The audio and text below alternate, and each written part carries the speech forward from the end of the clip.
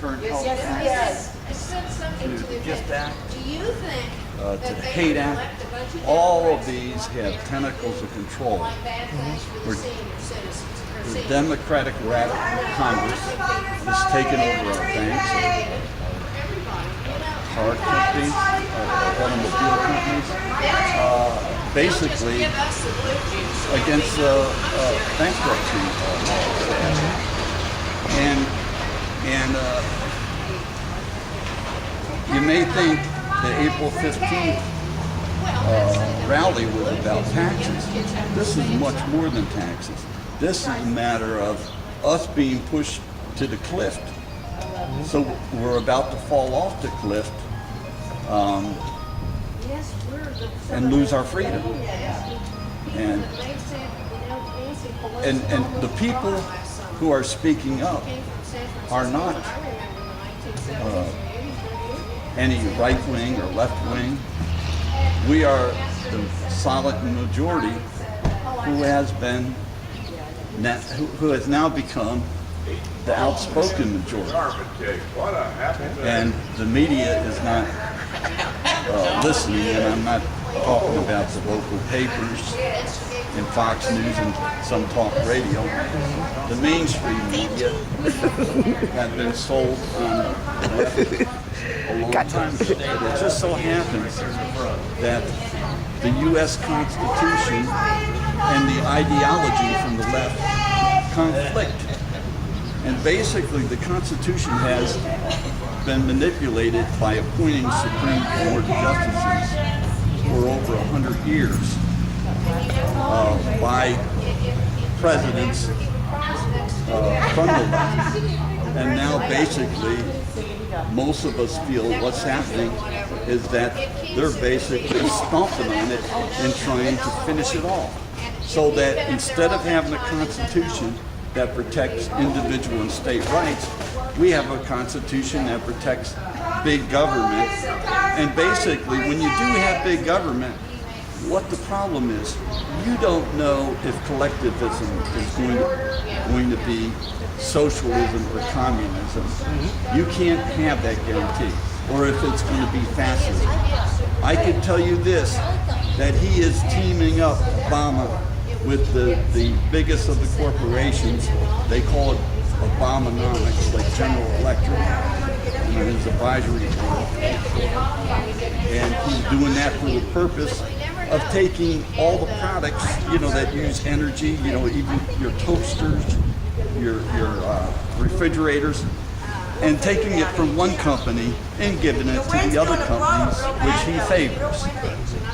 He's taking control of our energy, our food sources, and our water. Not just him. I'm talking about the radical left and the Nancy Pelosi's and the Harry Reids.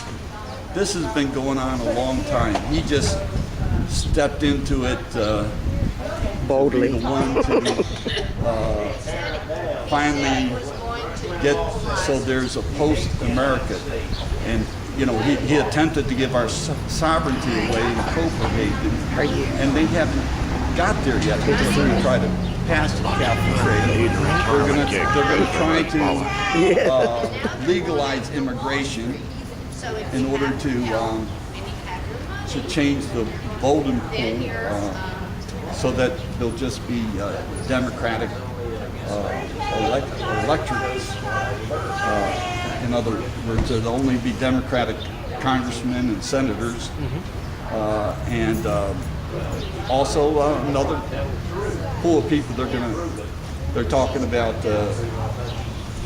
making be allowed to vote would be those who committed felons. So you get about 15,000 immigrants, you add about 4,000 felons, so you get about 20 more thousand votes.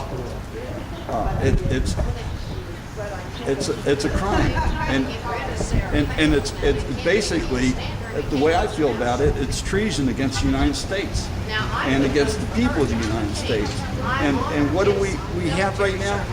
We have ABC, NBC, MSNBC, CBS, the New York crimes, I should call them crimes. They should be ashamed of themselves because they're not about America.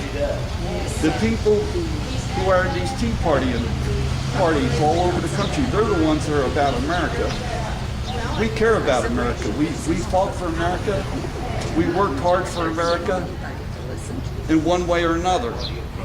And the ones that are on the news, like Bill Clinton, relating the Tea Partiers to that Oklahoma bombing. I mean, these people have been around the country been the most peaceful demonstrators ever in this country. If you recall, from the 60s to the present, every time there's been demonstrations from the left, that's when there's been violence, there's been chaos. And by the way, there is no right or left.